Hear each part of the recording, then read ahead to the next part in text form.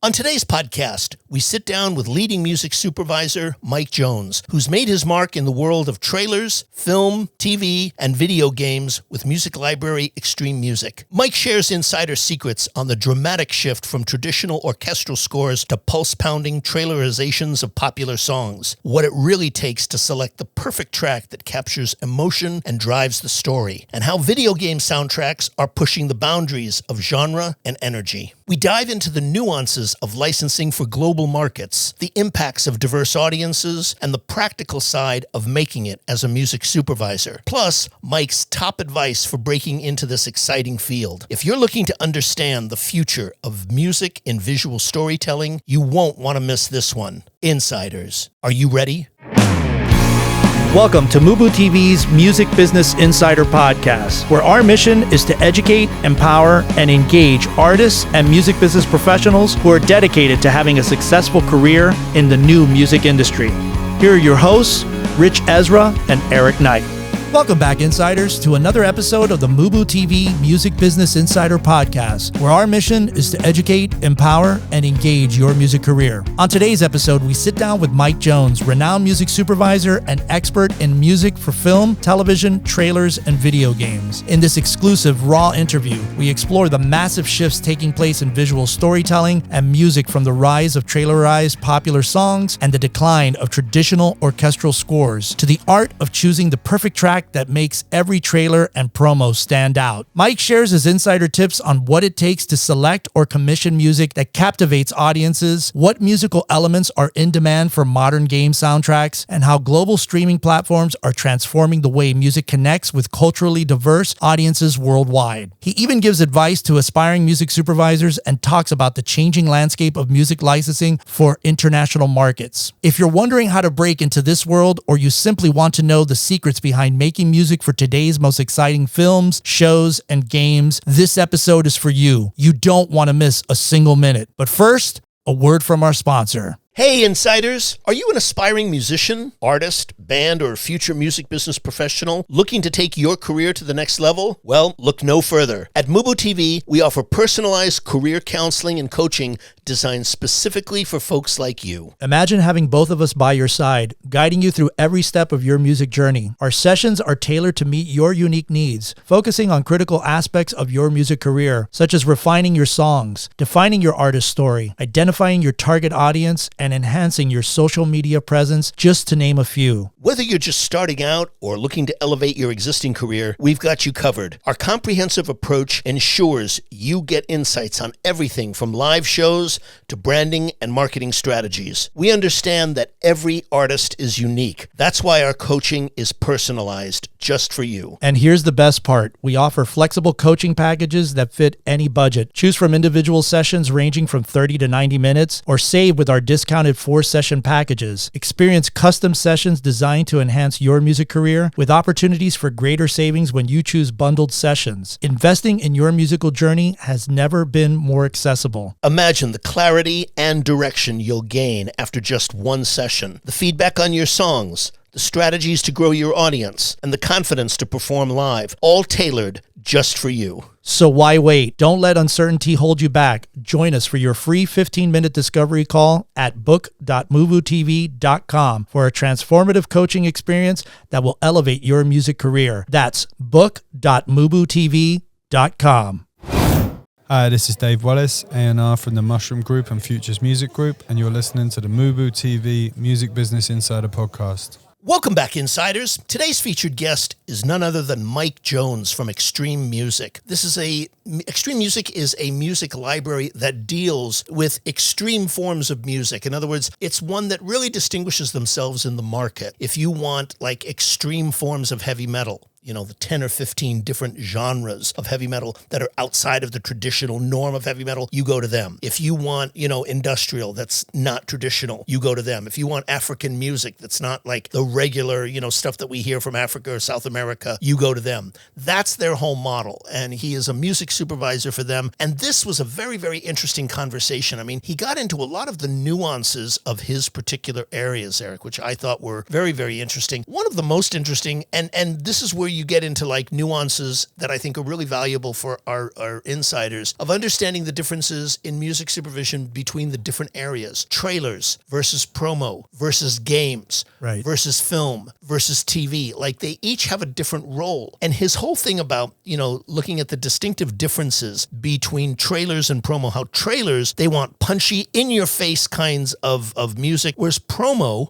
often takes a more pop rock approaches or allows a lyrical storytelling element to drive the piece. Promos are like those things, tune in Sunday night for NFL football, Right. and they'll run like a specific piece for like the promo of the show. Right. And trailers are like, a full-on thing for like, the upcoming Marvel movie or the upcoming Brad Pitt film or whatever it happens to be. And they serve different purposes. Right. And they have different needs. So I thought that was an interesting distinction. Yeah, another interesting point leading with that, what you were saying was, what Mike mentioned was simple, impactful lyrics work best for trailers. Think memorable one-liners rather than long narratives as vocals are used in short drops. Now, this is not to mean now to start adjusting your music for that. If you just happen to have music that fits that narrative, that's what's going to really work well. So again, just another tip that we want to share with you that we think will be very valuable. Yeah, I think a couple episodes ago, we were talking about this very thing with the upcoming Brad Pitt Correct. film, the Formula One, where Correct. they use just the one line, never break the chain. Yes, and just off repeating that droning. Yes. Exactly, but that's all they use, that lyrical element right in your face in a very kind of specific, aural, A-U-R-A-L, kind of Correct. way that it comes across. So yeah, that's an interesting point. And with that, insiders, sit back, relax, and enjoy our featured conversation coming to you from Muse Expo 2025 with Mike Jones. Mike, welcome. Thanks. Thanks for having me here. Absolutely. Thank you for doing the show. In your experience, is music being used more today in visual storytelling than in the past? Oh, totally. I think there's a lot of corresponding features between a video production and a music production. And I think both artists on either side, whether it's behind the camera or behind the mixing board, they get inspired by the other medium. So to work together and collaborate on those projects and have more ideas about what the music will be like to video, I think producers, directors, editors love being a part of that creative process.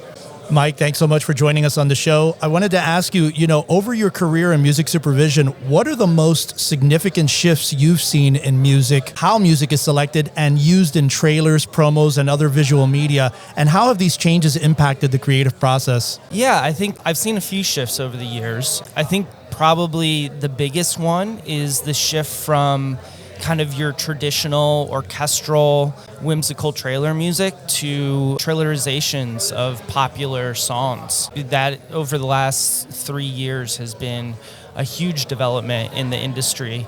I think that's for a couple of reasons. I think the viewers, they love, and the editors, they love to mesh lyrics with the content that's on the screen. So, they want to be able to tell the story lyrically as well as visually. And they also have their own music tastes. And there's so many times where you will see a classic rock track or a slow ballad track kind of pumped up to be something that brings a lot of punch and emotion and just kind of a different take on it. And I think the viewer really, their ears perk up when they see something like that hear something like that, as well as, a classic track that is being used in a way that's different, but really appropriate for the visual piece.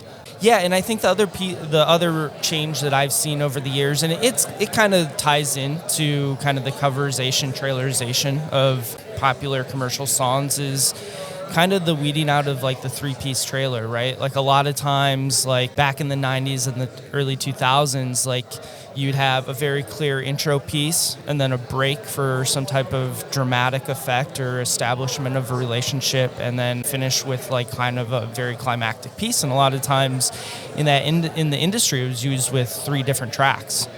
And that's not the case anymore. A lot of times they're looking for a single track for a single drop that covers all 3. And I think that was, a shift kind of already happening when I started back in 2015, 2017. But nowadays it's pretty much out the door as far as needing 3 tracks for a spot and just going with one track that really carries the piece all the way through. You specialize in music for film and television, particularly in trailers.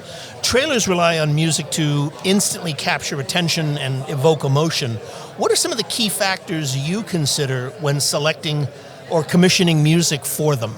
Yeah, punchiness. Man, if your ears aren't kind of getting tapped on the side when you start listening to a track, that's really something that I'm looking for. I'm looking for dynamics, the ability to start off strong and then pull back and have that emotive moment, or the ability to start emotively and then really ramp it up in the chorus. So, give and take. And there's a lot that artists can do with that, whether it's with stems and, maybe the track itself isn't fully like that, but if you're able to provide stems, kind of the editors behind the keyboard, behind the screen are able to really work with those in a way that will kind of create that feeling. I look for lyrics, less so storytelling lyrics. While those are important, a lot of the success that I see are kind of simple one-liners, that can be deep, but also on the level just really straightforward and can be repeated. There's always a lot of times in the trailers, not long lengths of vocals, but little drops, little pockets where those will go in. Energy is a big thing that I'm always looking for, whether that's through percussion and high-paced and cowbell. We need more cowbell. Or, whether it's like an arpeggiated synth underneath where it's just a drone, but you kind of have the wall. And it's really like kind of keeping up the pace without being super in your face. But yeah, energy, punchiness, and dynamics, I think, would be the top three things that I'm looking for. Mike, I wanted to ask you, since music choices in trailers are driven by the marketing team's creative decisions, what other factors make it unique from a musical perspective? That's a great question. I think knowing the audience, so I deliver a lot of video game trailers is a big one that I deliver on, and that those kind of give me the most creative freedom, because a lot of times in film they'll have, a big custom composed track, whether it's back to the trailerization of, a Taylor Swift track or a Kanye track or whatever. And then a lot of times I'm brought in on the back end to kind of replace that and find something similar. So on film, there's not too much creative direction. They kind of want something that the original track was like. In video games, you kind of have to know more of the audience. You kind of have to understand the ethos of the game. Like Destiny has a very orchestral sound. They have a lot of electronic elements as well, but it's very like triumphant and big and victorious, while also kind of being like a little sci-fi too. So kind of really like digging into what the franchise speaks for. And Riot has a lot of things that they look for in their trailers, very specific in their sonic branding, but also knowing like where are these pieces going to air, because they always kind of love a little localization to it as well. So I think just kind of being mindful of the type of the game, where it's aired, the base, and just kind of on their previous projects. And then there's always something I kind of throw into my playlist kind of at the end. They're usually about 10 to 12 track songs, and maybe the last two I'll always kind of label as a wild card. Like, I know this isn't the brief that you've asked for. Right. But in my time pitching for you all and being fans of the games, I think this could be a good opportunity to work. And has it worked for you sometimes? I don't know specifically of a single time that it's worked. I've not been pushed back and be like, hey, we don't need that much. Like, we're good. So like, I kind of take it to the approach of nobody's told me to stop. So I think they're appreciative of it. But yeah, I can't think of a specific time where they've been like, oh my God, yeah, we're going with this. It was a total left turn, and thank you. Picking up on that, is it ever a challenge for you balancing the creative aspects of trailer music with the commercial goals of selling a film, a TV show, or a video game? Not really, because I think, pitching for trailers are all about bringing excitement and in drawing people into the product. And, I love a left turn ad where the music isn't really lining up. But yeah, I think if you're able to generate excitement, and this, I think maybe where it becomes interesting is when you evolve into different genres and different type of artists. I think that's really exciting. Like maybe if you have like a super exciting jazz track behind something, like kind of that whiplash sound that can be punchy. That's a unique out of the box kind of thought there. And maybe that goes behind a tech ad and maybe it goes behind a film. But yeah, I think they're pretty congruent because you're just trying to get the audience excited about the product, and in that way the song has to be exciting, whether it's in, you know, the pace of the song or the uniqueness of a song, and then venturing into different genres. Man, as long as it sounds good, like Right. it's really hard to miss. You know what I mean? Yeah. Like if it sounds great and it's a, you know, bossa nova track, who cares? Right. It just sounds so good. Good music is good. Yeah, totally. You know, Mike, you also work a lot in promo. And what are the creative distinctions between music for promos and trailers? That's a really good question. I think on that end, it's definitely genre. You know, you see a lot more promo take in kind of the pop, like a true pop track. A true rock track is a little bit more accepted in promo work rather than like a film trailer, and have that lead the promo. You know what I mean? Lyrically, I think is big, and that can be, that can be a little bit more storytelling on that side. Okay. And you can kind of, you know, lead in on that a little bit more and have a bit of a longer lyrical line in that.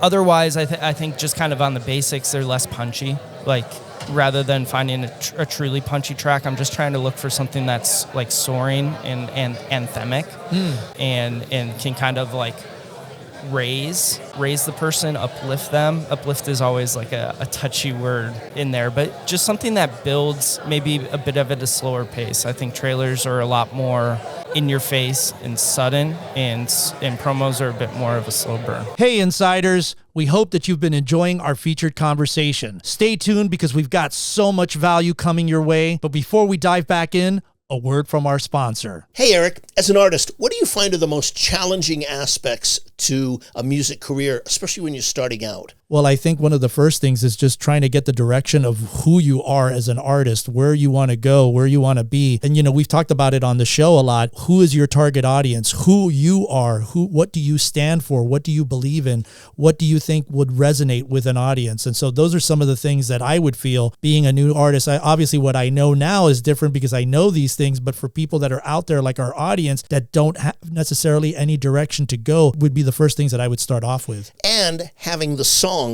that Absolutely. incorporate those elements that you're speaking of into it. That's so important today. Yeah, and I think that's one of the reasons why we started MUBUTV and why we started this new consulting service that we're offering to all of our insiders out there, because that is another one of the big things. I mean, that is the big thing, is like having the great songs. That's what it really starts off. Our friend Don Grierson always said, it always starts with a great song. So that's probably, besides putting together what your audience and what your target audience is the single most important thing. Where are your songs at currently today? Are you collaborating with people? Are you trying to go out to networking events where you can connect with other songwriters and stuff like that? So Yeah, and what are your strengths? exactly. You know, are you a strong lyric writer? Are you a strong melody writer? Are you a strong musician, a player? Right. You know, and it's really important to get really strong clarity on those issues before proceeding. I totally agree, Rich. And, you know, with our consulting services, we offer a myriad of different packages and we've made it super affordable for everybody. So, you know, if you guys are interested out there in connecting with us on a coaching call, you can visit book.mubutv.com and start off with a free 15-minute discovery call. Well, yeah, absolutely. There we start with an initial 15-minute call where we can get a sense of who you are, what are the issues that you specifically have and want to work on. Exactly. And we can go from there. Absolutely. Yeah, and we tailor everything to your needs. It's not like a cookie cutter thing. We kind of really want to get to know who you are as an artist, where you at today, what's the snapshot of you as an artist today, and then start trying to craft something that's tailor-made for you. So again, if you're interested, visit us at book.mubutv.com for your 15-minute discovery call.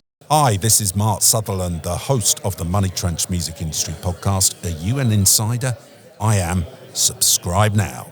Yeah, you just took the words right out of my mouth. I was just thinking in your face as you were saying it. It was interesting. Yeah. So Also, Mike, I'm curious, what genres or styles are most in demand for game soundtracks?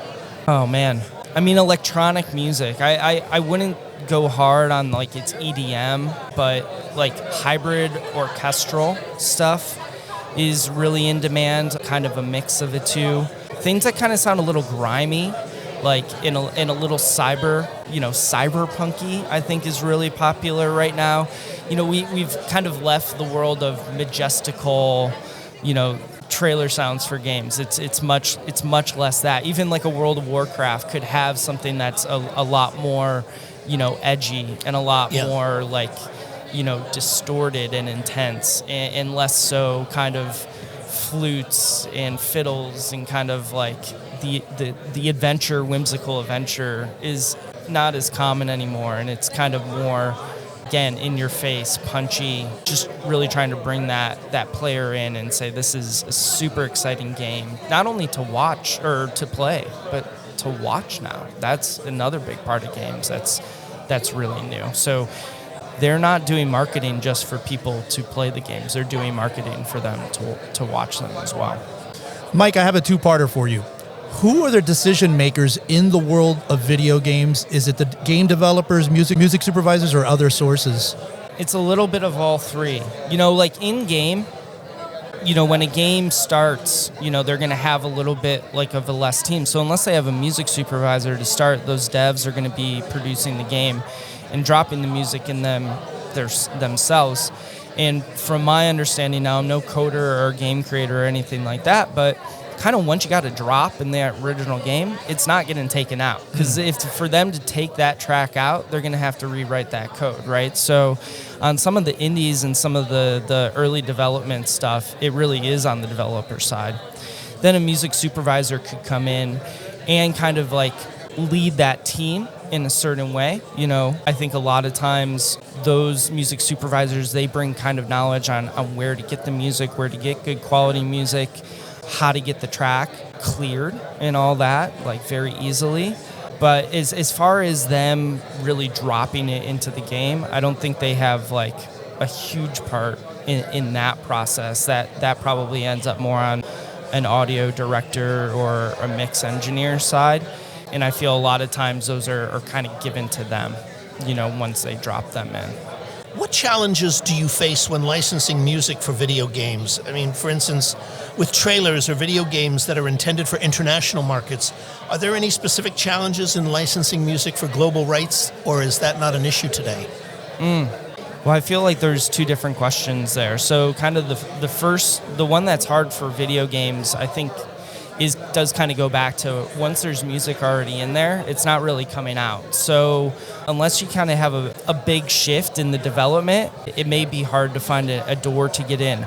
However, I will say that some of the newer games is kind of a sports game, or the apps where the code's like a little less intrinsic. Each new season will have new music that comes out. You get a new season of FIFA or a new download of FIFA. Like EA has the ability to, from my understanding, to add tracks in there. The fly. On Interesting. the fly. Yeah. Wow. So if something comes out that they're really feeling or generating toward and they say this needs to be in the game, it's my understanding that they can just kind of, get it in there, which is really exciting for artists. It's really exciting for music supervisors. Like that team has probably got one of the best jobs in the world, just being able to listen to thumb through so many new releases and really like be a tastemaker for a lot of people. Like that FIFA game is really renowned. In distribution, no. Typically in my role, I'll distribute worldwide and that's extreme. Pardon me. That is unique to Extreme because we're a one-stop. We clear like a one-stop. And so we have a lot of autonomy to be able to say this can go into a certain territory and not. I think synchronization rights can be a little bit different in that because there's synchronization rights in one territory doesn't mean it goes to another. So that can be tough on the user's end, right, of knowing that those kinds of ins and outs. But kind of from my perspective, when I'm licensing, I have the beauty of having approvals from the artists, having the sync and the master all tied up, and just being able to go forward with, however the client, music soup, producer, editor wants to move forward with it. Mike, with the rise of global streaming platforms and international programming, how has the need to appeal to a broader and more culturally diverse audiences influenced your approach to music supervision? Are there specific trends or musical elements that resonate across different markets? Yeah, there's definitely trends. I think a lot of times we want something local. We want something organic to our territory. And I love that. I think at Extreme, we really had latched onto that from an early time.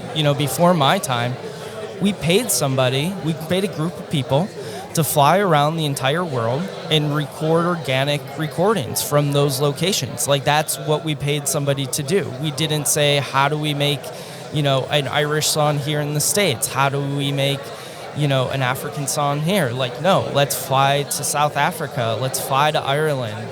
We went to these different territories, got musicians from those communities to perform on a record, and we released it, and we call it Passport. Those tracks still slap. Like, they're really easy for me to pitch, especially when it gets granular and we really want a track from this area, and we can do that with those albums. We have a label on Extreme called Life that was supplied to us from Peter Gabriel, and it's just recordings that he's done throughout the world, and they're beautiful. They sound amazing. They're not trailerized, but we have the sound design, the stings, the hits to kind of punch those up.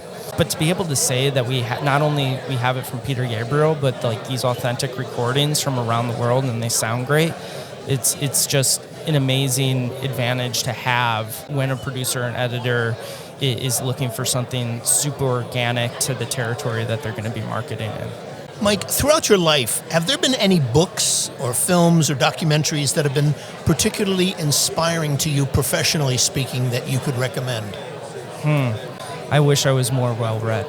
You know what? I'm going to talk about a book called Desert Solitaire. It has nothing to do with music, but it has a lot to do with listening to yourself and listening to what you need and observing that around. And it's, the quick thing is, this guy went out to the Arches National Park and, just needed some time away from people, and he really, looked at internally. And I think in a creative career, we need points like that of how are we doing? Where do we go? Are we at least happy? Are we happy with what we're doing? And I think a lot of times you can get value from that. So it's not a music book, but it's a great book. Film-wise, Low-Hanging Fruit, Almost Famous. Great movie. Absolutely love that movie. Yeah. I went to college, I wanted to be a journalist, and I wanted to write about music. And long story short, I filled out the wrong bubble on my college application and got denied from journalism school there. So my college counselor was like, "Hey man, that's cool. You'll be able to get in. Just fill out a major in that college, and then in the spring semester or whatever you can apply." So I'm like going down the sheet. I didn't go very far. Audio production. It was apparently a major. I was like, "Oh, that sounds cool. Let me try that out." And then I got into my first class, and they're talking about being in the studio and recording bands and like playing with their new Neve console that they just got. And I said, I can really do a major, like recording bands, like that's an actual thing. Journalism went out the door like, real quick after that. So, Almost Famous kind of got me on this of like, hey, how do I make a career out of music? And I was playing in bands, but and I love playing in bands, I still do. But I was like, the likelihood of that like landing as a famous musician probably isn't going to happen. Thanks, Dad, for better or for worse. Garden State. That's Another great movie. They're doing, I think, the 20th anniversary or 25th anniversary. I think they're playing it somewhere, or they're doing this big event at the Greek. Yeah. With all the bands from the soundtrack, I think. Yeah, I saw that. My girlfriend was like, "We should go." Saw it she's from Brazil. She saw it for the first time, like when we started dating, and she was like, "Oh my God, we need to go see this film." And yeah, I mean, that was like one of the first films that music supervision to me, like actually was a big part of the discourse of that film, like all those Shins tracks and the great Yeah. selections. I don't know, I think some TV shows growing up, like the OC and One Tree Hill and kind of like those CW things, shows, they really had some really great music selections and, you know, really influenced me at a young age, maybe not knowing it, that I would be going down this path, but, you know, discovering artists even back then through TV, you know, was something that I had experienced, and I think it just shows the power of how music can really come through a visual. You know, Mike, what advice do you have for someone who is interested in pursuing a career like yours in music for visual media? What would you tell them? Don't limit yourself. I think, you know, kind of experience music in every different way you can possible. I think getting experience in a studio setting and learning how to talk with artists and understanding the creative process that they go through is valuable. I had that in college and in my personal life. If you're not good at it, I wasn't good at it being a kind of a people person. Like that was not really me growing up. You know, I wasn't making a bunch of friends in a bunch of different places, but I had a couple of roles out of college working in kind of a sales setting that kind of forced my hand into that, right? And confidence in it too, like confidence in being able to be like, hey, I can hold my own and talk about things I know about, but also let my personality show through and it not unhinge the conversation. Like, so I think kind of like really getting to know yourself in a personal setting is super advantageous in my role because a lot of it is networking. Everybody says that, but it's true. Like, you don't get into a video game publisher or, you know, a trailer house trailer without knowing who's doing the tracks and forming some type of trustworthy relationship with them. You don't have to be friends. Like that, you don't have to be super friendly. You just have to say, hey, listen, I'm going to answer your brief respectfully and on point. And if something sticks, you can feel comfortable coming to me. So it's all about, you know, having somebody be familiar with you. It's about knowing yourself and your limits, and then knowing your dreams and your aspirations, and just don't really pigeonhole yourself. Like, don't think just because the band broke up, it's all over. Or don't think because you never got a record deal or went viral, like it's all over. Like, there's so many avenues into the music business that it'd be foolish to give up after a fail. So, like, just keep on keeping on. Mike, what's the best way for people to reach you? Is it through the website? Is it through socials? Yeah, you can hit me up on email. It's just mike.jones@extrememusic.com. Always happy to take a line, whether it's for licensing or just, hey, I'd like to grab a coffee or something. And, you know, I had no idea I'd end up here. Like, there was a shot taken on me. So, if you're trying to figure out, like, how to get your in and, you know, maybe what you can use to leverage, you know, I'm happy to answer those questions because, you know, I'm from Ohio and, you know, I came out here in California on a dream but said, hey, listen, that's probably not going to happen. How else do you make it work? And then it worked. And there's a little bit of luck in there, but, you know, luck is the residue of design. So you have to actually have a little bit of mindfulness about what you're doing. So, yeah, you can hit me up on email. Extreme has a couple different socials out there on Instagram. But, yeah. Wonderful. Mike, we want to thank you so much for Mike. taking the time to do this. This has really been wonderful. Thank you. Yeah, thanks, guys. I really appreciate the opportunity. I enjoy what you guys do, and you ask great questions, and you guys are music nerds, and I appreciate that. Thank you. Thank you so much. Great. Thanks.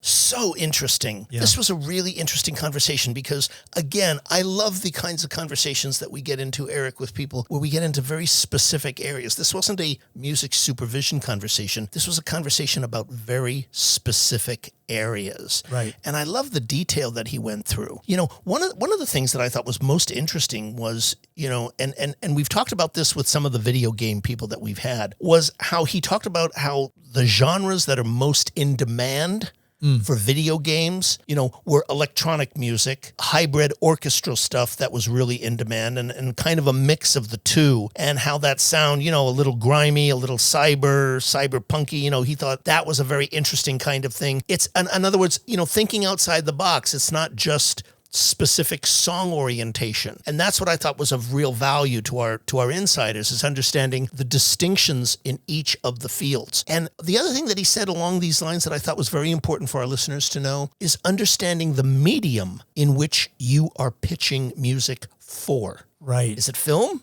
Is it television? Is it game? Do you understand the world of that? Do you understand the audience? He spoke about the audience. Really important. And the nuances of it.